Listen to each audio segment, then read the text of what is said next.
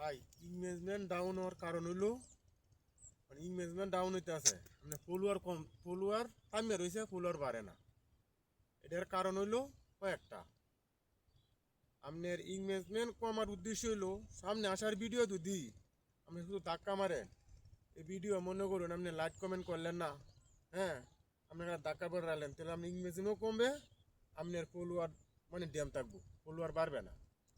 তাহলে কত হইলো ইংগেজমেন্ট আর ফলোয়ার বাড়াতে গেলে প্রত্যেকটা সামনে আসার ভিডিও আমার লাইক কমেন্ট করতে হইব, সাপোর্ট করতে হইব। ভাই আমার কথাটা হইলো যারা আমরা ফেসবুকে কাজ করতেছি, ইউটিউবে কাজ করতেছি, তারা আমরা একযুগ থাকতে হবে। একযুগ থাকলে ফেসবুকের মালিক এটা গ্রহণযোগ্য করে। একযুগ কিরম, মনে করুন আমার ভিডিওটা আপনার সামনে গেল, এটা আপনি লাইক কমেন্ট করলেন, হ্যাঁ, শেয়ার করলেন, সাপোর্ট করলেন, তো হইলে মনে করুন এটা এই একযুগ হইল।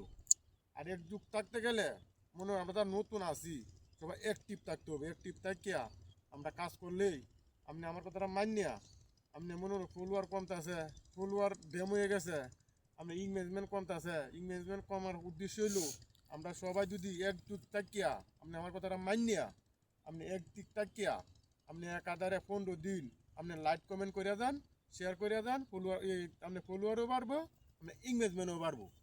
আপনি 15 দিন আপনি একযুগ থাকিয়া আপনি কাজ করে দেন ফাঁসা না মিশা, যদি 15 দিন পরে যদি মনে করি আপনার ফলোয়ার আপনার ইংগেজমেন্ট না বাড়ে, বাদে মনে করুন আমার সাথে আপনি কথা বলতে পারবেন। ওই কথাটা আমি কি কইলাম। তো ভাই সকলেই আমরা যারা নতুন আছি একবার পাশে আরেকবার তাহি আমরা ভিতরে যাই মনে করুন হিংসা অহংকার এটা দূর করিয়া আমরা এক ভাই আর এক ভাইকে লাইক কমেন্ট করি, সাপোর্ট করি, তাহলে আমরা এক ভাই আরেক ভাই সফলতা হতে পারবো। সকলকে ধন্যবাদ।